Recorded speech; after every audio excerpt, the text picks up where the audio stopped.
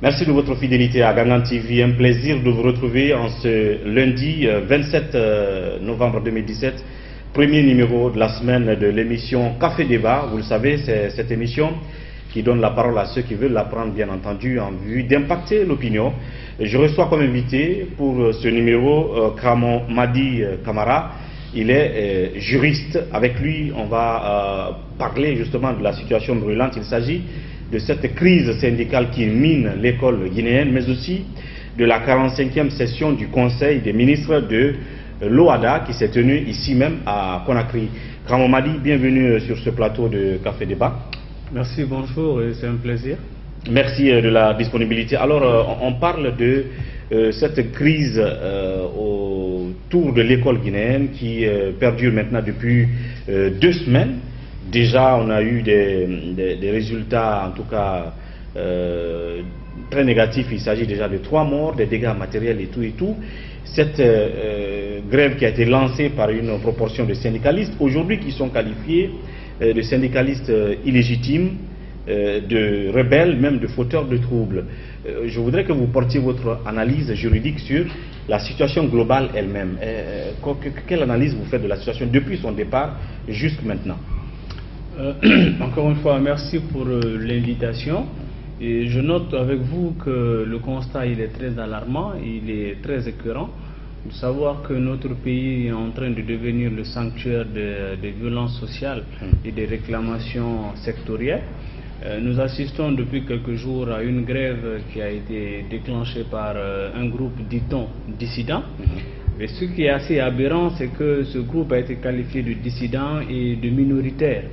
Et malheureusement, on assiste au fait qu'il y a une minorité qui a réussi quand même à mobiliser la majorité.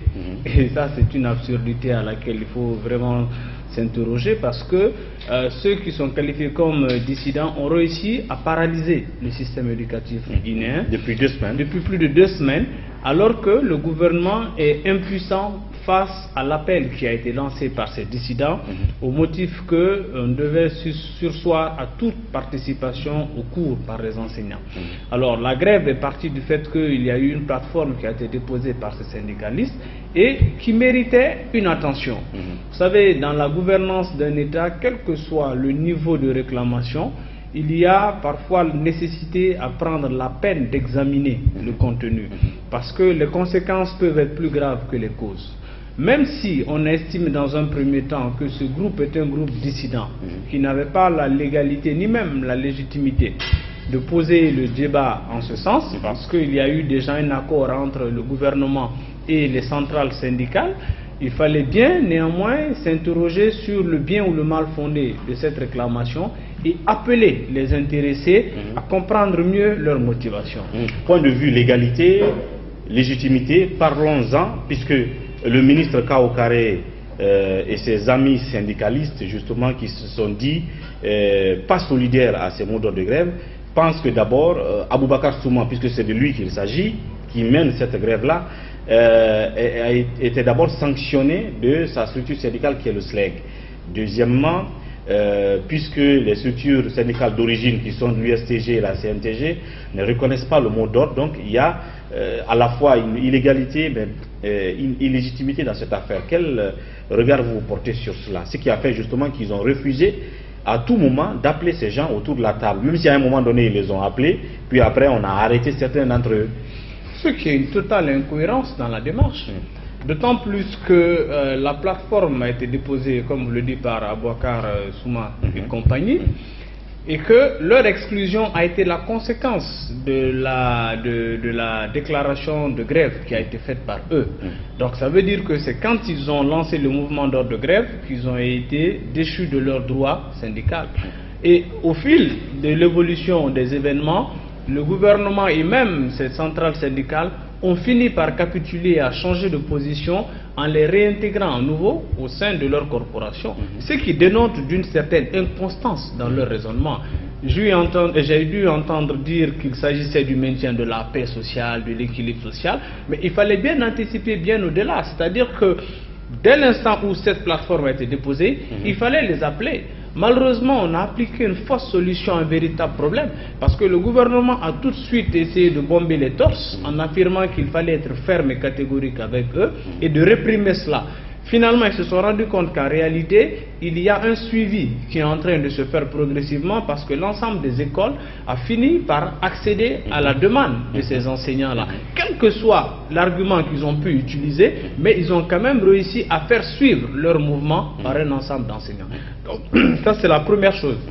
La deuxième chose, la légalité ou non d'un mouvement syndical ne s'apprécie pas ex nihilo, c'est-à-dire que ce n'est pas n'importe qui ou n'importe comment qu'on peut apprécier cela. Pourtant, on a vu d'abord le ministre de la Justice, Maître Cheikh Sako, à l'occasion d'une conférence de presse qu'il a animée avec le ministre Kao Kare, le ministre de la fonction publique, et lui, il a sorti le terme de grève sauvage. Et le lendemain, on a vu Alpha Condé répéter les mêmes concepts en France, qui disait que c'est une grève sauvage. Alors, est-ce que le ministre ou Alpha Condé ont justement, je veux dire, les prérogatives de juger la légalité d'une grève en ce moment? Alors non, pas du tout, c'est ce que je viens de dire. Et vous parlez du ministre de la Justice, pour qui d'ailleurs j'ai beaucoup de respect, beaucoup d'égards, mais qui sur ce coup bien précis n'a pas su bien utiliser les manettes qu'il avait en main.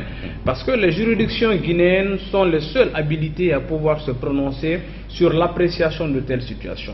Il n'appartient à aucune autorité, fût-elle président ou ministre, de pouvoir interpréter un acte qui a été posé par une organisation ou une personne.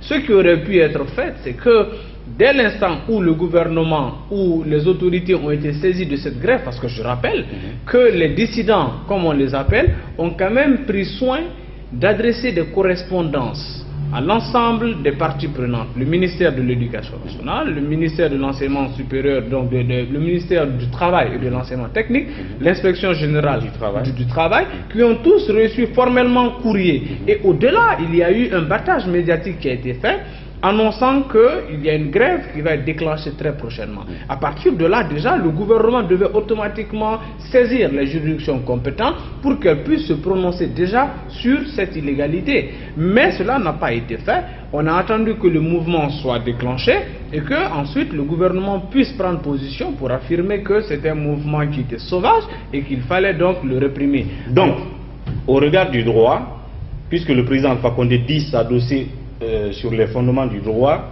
et le gouvernement lui-même, ça veut dire qu'au regard du même droit, ni le président de la République, ni le gouvernement n'a le droit de dire que c'était une grève, que c'est une grève sauvage. Seules les juridictions. Absolument. Et pour que les juridictions le fassent, il faut que qui saisisse cette juridiction. Il fallait que les autorités compétentes, notamment le ministre du Travail, qui est quand même l'autorité de tutelle de ces enseignants, mais également le ministre de la Justice, qui ont tous à leur service l'agent judiciaire de l'État, qui pouvait effectivement se constituer comme partie civile dans cette procédure pour pouvoir intenter une action contre eux, parce que c'est un préjudice qui a été causé à l'État, on peut l'estimer comme ça, d'autant plus qu'il y a eu une paralysie du secteur de l'éducation. C'est par cette seule voie qu'on pouvait constater. En principe, ben oui, qu'on pouvait constater l'illégalité d'un seul acte. Ce ne sont pas des propos qui vont être tenus par une autorité et qui vont faire qu'on va considérer cela comme illégal ou pas. Et d'ailleurs, vous avez fini par comprendre avec moi qu'ils se sont rendus compte à un moment que la démarche qu'ils avaient menée et la position qu'ils avaient adoptée n'était pas la bonne. Ce qui a fait replier le président même dans son approche en invitant ses syndicats à venir à sa rencontre. Mais encore une fois, c'est une fausse solution à un véritable problème.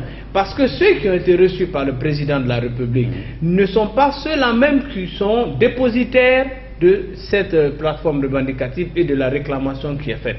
Alors, quel que soit le motif de l'appel qui a été lancé, et quelle que soit la démarche qui a été entreprise, il devait commencer justement par se faire entendre au niveau de ceci en les invitant.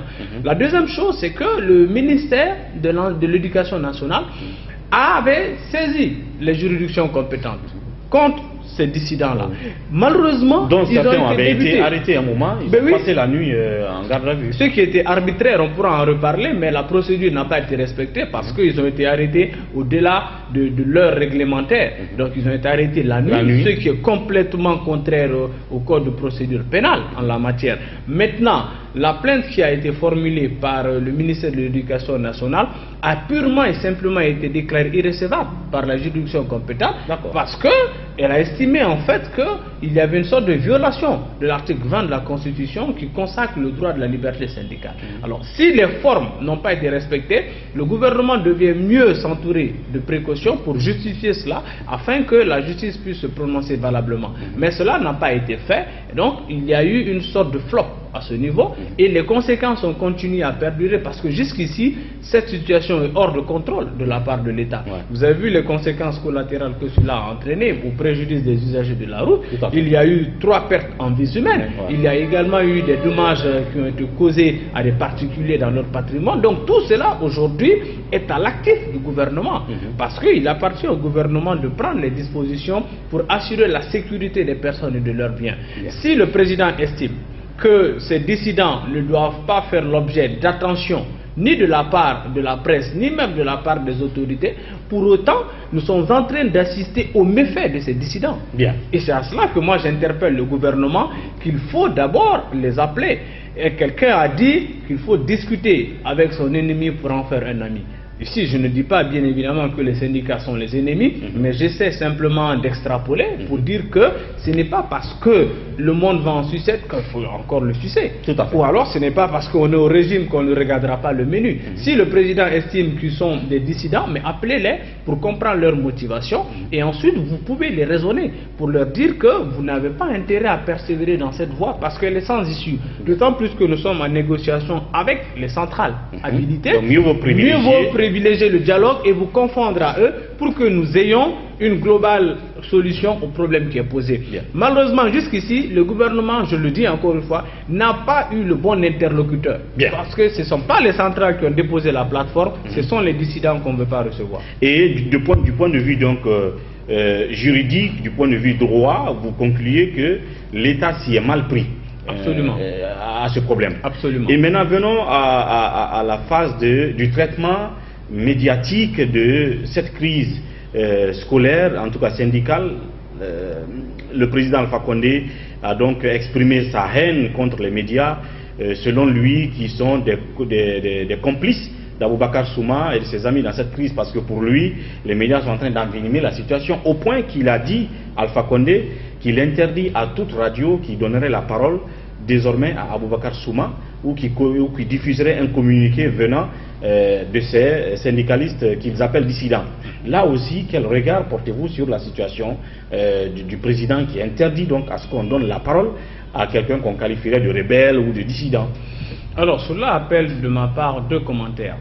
Le premier commentaire, c'est que le président, encore une fois, comme je le disais tout à l'heure, est passé totalement à côté parce que ce soit la complicité ou que ce soit l'auteur principal d'une quelconque infraction, encore une fois, ce sont les juridictions qui sont habilitées à se prononcer de la sorte. Et jusqu'à preuve du contraire, il n'y a eu aucune décision qui constate que cette grève a été illégale et que donc par conséquent tous ceux qui vont s'y associer pourront être considérés comme étant des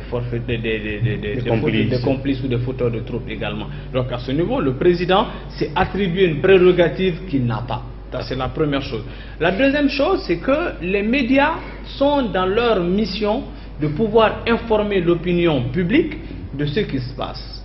On le dit très souvent que les médias informent, sensibilisent, mais aussi ils procèdent à ce qu'on appelle la confrontation d'opinion.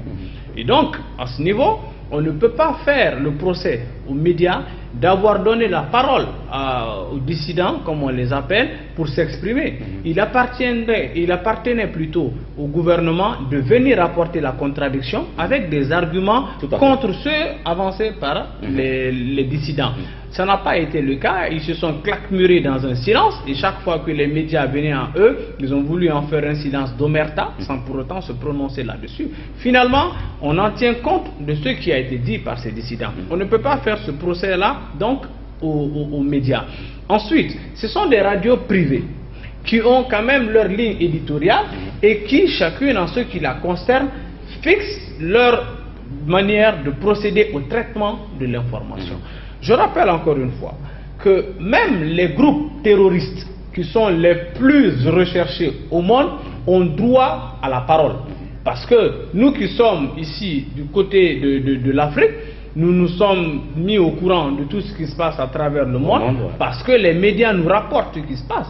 Figurez-vous que l'État islamique arrive à faire diffuser ses communiqués sur des canaux officiels. Il y a une chaîne arabe, dont je vais taire le nom, qui diffuse constamment les communiqués de ces islamistes.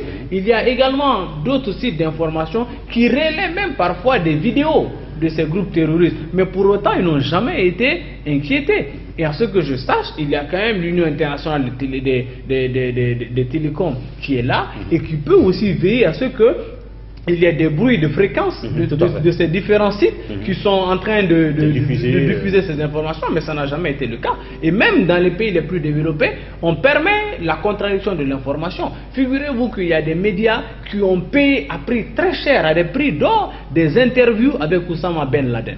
Mais ces médias n'ont jamais été inquiétés pour autant. Bien. Encore, pour revenir chez nous ici, le président de la République lui-même, lorsqu'il était dans le maquis, lorsqu'il était encore dans l'opposition, il a plusieurs fois été condamné ici, mais jamais la parole ne lui a été retirée. Même accusé de rébellion, mais pour autant, par le régime Lassana Conté, qui était d'ailleurs un régime militaire, mais qui n'a jamais entravé sa liberté d'opinion. On sait que c'était à son époque que les tracts circulaient un peu partout, mais jamais il n'a été inquiété pour cela. Et donc, il ne faudrait pas que ce soit en son temps que nous en venions à cela, parce que ce qui est clair, c'est que nous avons acquis aujourd'hui une certaine autonomie, nous avons acquis des droits qui sont des droits qui sont imprescriptibles, c'est le droit à l'information pour chacun de nos concitoyens. Donc à ce stade-là, parce que pour rester dans l'information et dans l'instantanéité, nous apprenons que justement il y a une radio qui vient d'être fermée à l'Abbé, il s'agit de Beta FM, comme pour dire que la menace du président est déjà mise en exécution. Alors, est-ce que ça veut dire que le président a déjà donné le ton? Est-ce qu'il a le pouvoir, en tant que président de la République, de dire fermer telle radio? Il n'en a pas le droit. D'autant plus que, comme je le dis, le président ne peut pas s'arroger les prérogatives qui ne sont pas les siennes. Il y a une séparation des pouvoirs. Il y a le pouvoir judiciaire qui est supposé se prononcer sur les violations des textes de loi. Le président ne peut pas, du haut de son fauteuil de chef de l'État, instruire verbalement la fermeture des radios, qui ont quand même des licences et qui exercent conformément à une législation qui est relative au secteur des médias. Donc il y a la loi 02 qui fixe les conditions d'exercice de la liberté de la presse en Guinée. Si le président a un grief à porter à ces médias, c'est de pouvoir utiliser ce canal, c'est l'application de cette loi. Il y a la haute autorité de la communication qui peut aussi en faire autant. Mais les simples propos du président ne peuvent pas servir à fermer une radio. Ça s'appelle le bâillonnement de la presse. Et ça, c'est complètement délictuel. Et pour terminer là-dessus, lorsque le président estime que les médias sont complices de ces dissidents, je peux le dire ici sans risque de me tromper, que si le président considère cela comme étant une violation des textes de loi, je peux ici sans risque de me tromper affirmer que le président est lui-même le principal violateur de nos textes de loi. Parce que ce qu'il est en train de faire en dénonçant le comportement de la presse viole davantage la loi que la presse ne l'a faite elle-même.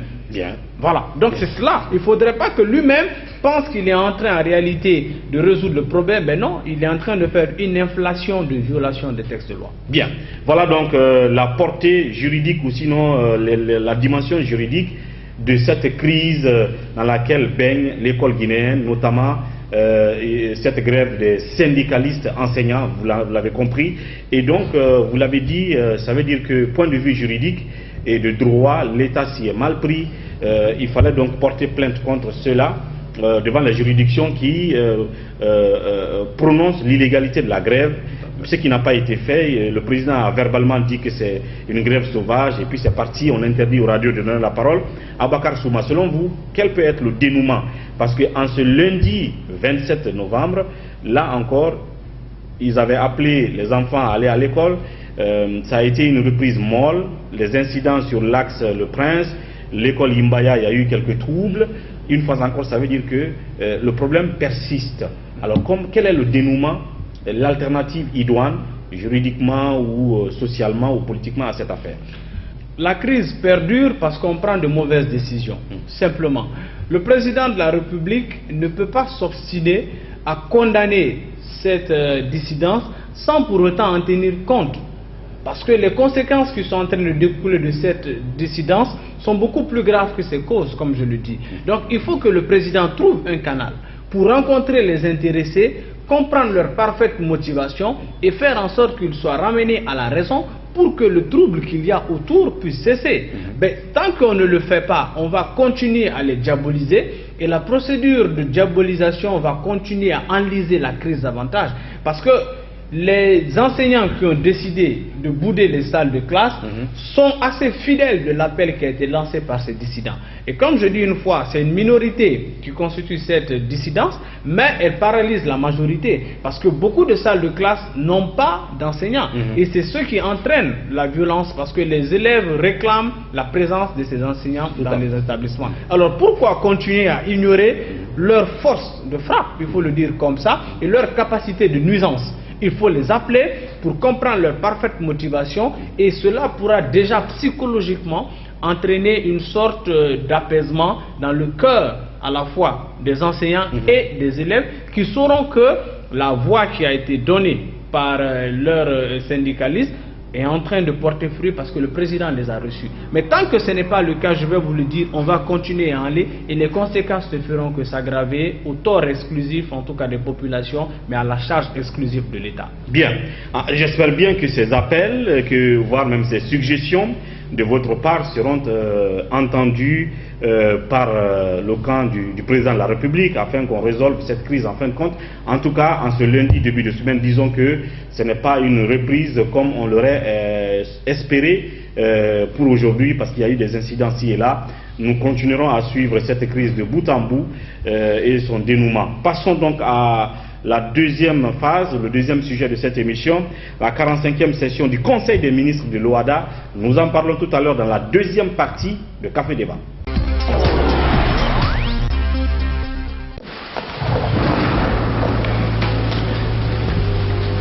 Il existe des choses qui nous donnent la force et l'audace d'aller au-delà de notre imagination. Le thé Akbar. Le thé Akbar est fabriqué en utilisant uniquement les feuilles soigneusement sélectionnées en provenance de Ceylon. La qualité du thé Akbar a été évaluée selon les normes les plus strictes par des experts en dégustation qui se sont appuyés sur près d'un siècle d'expertise dans ce domaine. Premier producteur de thé, vous pouvez faire confiance à la famille Akbar pour vous garantir votre santé. Seule la meilleure tasse de thé peut vous procurer de la fraîcheur. Thé Akbar, le leader mondial. De nouveau dans la production des œufs en Guinée. Après 2 ans d'expérimentation, Diaty Condé et son équipe vous présentent des œufs blancs, naturels avec moins de cholestérol et très doux. Les œufs blancs sont produits sur place à Kindia et vendus avec les alvéoles à des prix très abordables, 22 000 francs guinéens et 24 000 francs guinéens pour un alvéole de 30 œufs. Procurez-vous des œufs blancs de chez Diaty Condé aux 4 coins de la Guinée. Contact Kankankorossa 669 0059 85 ou le 621 18 90 62. Conakry le 664 04 55 92. Kindia 625 22 84 38. Boki Kamsar 622 60 31 61. Mafereya Forecaria 664 33 25 11. Consommez les œufs blancs, vous ne serez pas déçus.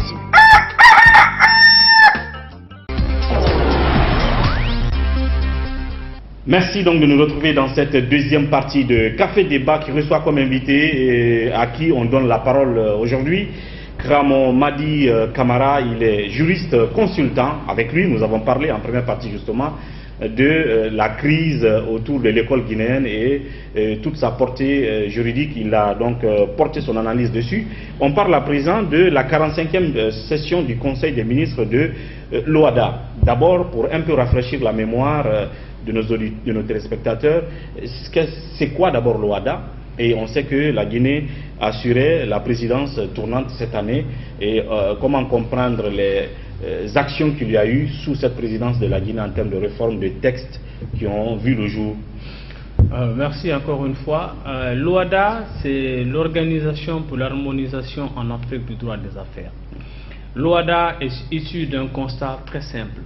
Au sortir des indépendances dans les années 60, on s'est rendu compte que les États africains avaient une fragilité économique qui ne leur permettait pas de passer à un rebondissement en termes de développement.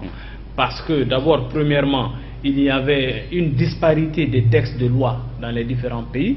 Ensuite, deuxièmement, il y avait aussi une carence judiciaire dans les États parce que les États n'avaient pas la solidité pour assurer le traitement des dossiers en termes d'investissement. Donc les fondateurs de l'OHADA se sont rendus compte qu'il fallait mettre en place une législation qui soit une législation simple, harmonisée et qui permettait aux investisseurs d'être rassurés.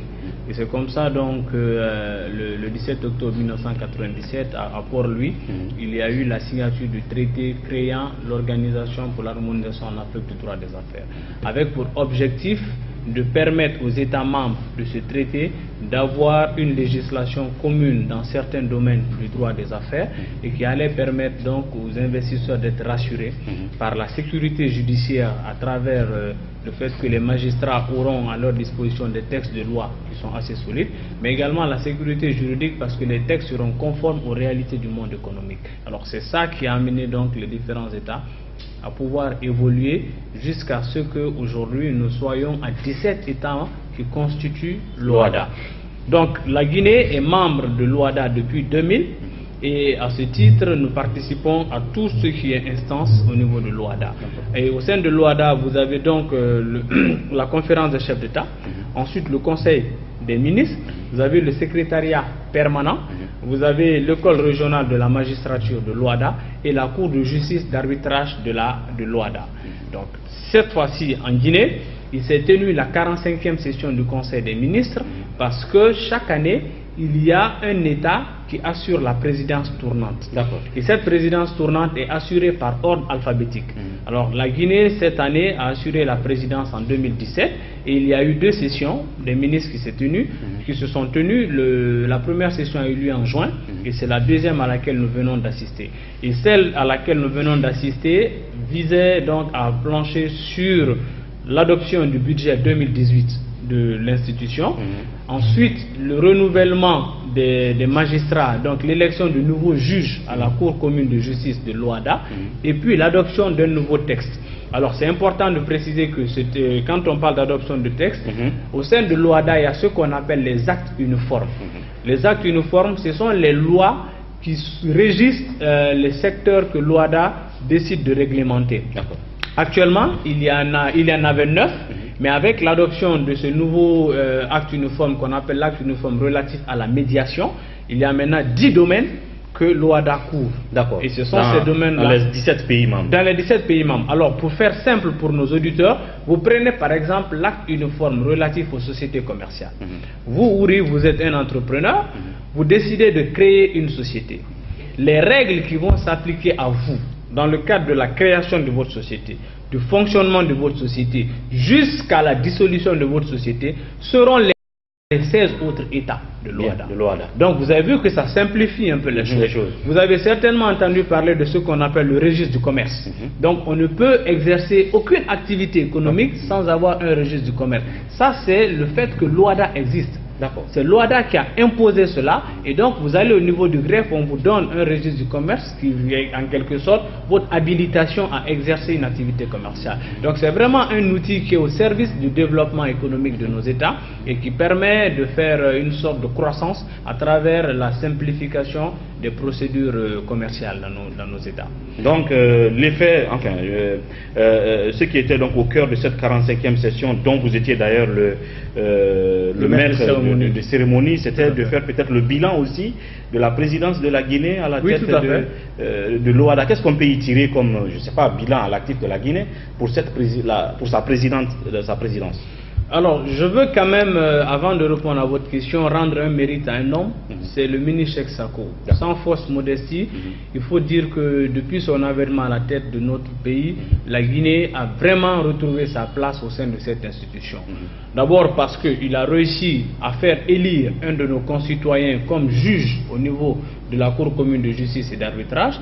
Il y a également que nous avons aussi réussi à faire en sorte que la Guinée a évolué au sein de cette institution, parce qu'avant d'être ministre, avant d'assurer la présidence du Conseil des ministres, Cheikh Sako a été d'abord rapporteur, il a été président de sous-commission, président de commission, jusqu'à devenir président en exercice du Conseil des ministres, donc de l'OADA. Et ensuite, la Guinée aussi a réussi à éponger ses arriérés de paiement au sein de l'institution. Donc tout ça est vraiment à son actif. Maintenant, durant sa présidence également, je crois que la Guinée a pu faire beaucoup de choses. Je ne vais pas être exhaustif, mais comme ça me vient à l'idée qu'on a réussi sous cette présidence justement à mettre en place le nouveau bureau de l'école régionale supérieure de la magistrature. Il y a eu un nouveau directeur. La Guinée a pu justement abriter également l'adoption du texte de loi relatif à la médiation. Il y a eu la révision aussi de l'acte uniforme relatif à la comptabilité.